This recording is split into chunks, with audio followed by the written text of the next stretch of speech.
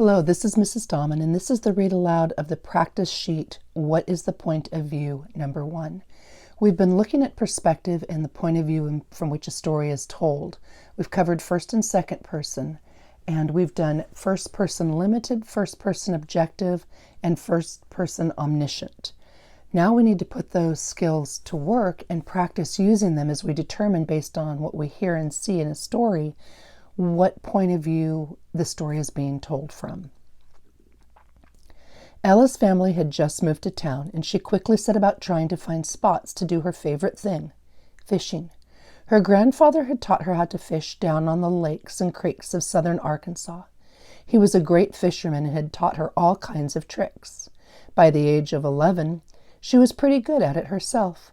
When they moved up to their little mountain town in Colorado, unpacked, she headed downtown while her parents unpacked. At an outdoor shop, she asked where some of the best fishing spots were.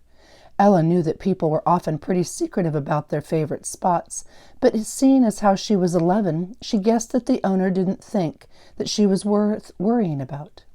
He gave Ella a free map and circled a few spots. She went home, grabbed her gear, and found the trail leading to the closest spot.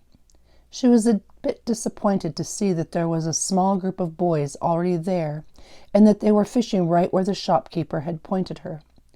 However, she figured that there was plenty of room to share.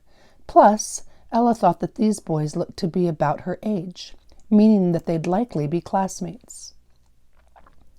She made friendly and introduced herself, but the only response came from the biggest boy. He said, "Sorry, boys only."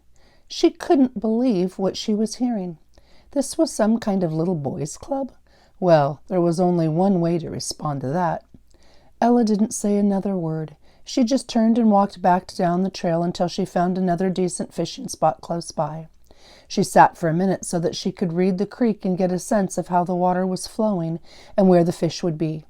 She cast her line. Within minutes, she reeled in an enormous brown trout. She pulled the hook out and quickly ran up the trail to where the boys were. She was delighted to see that they still hadn't caught anything. As they turned around, their eyes grew big when they saw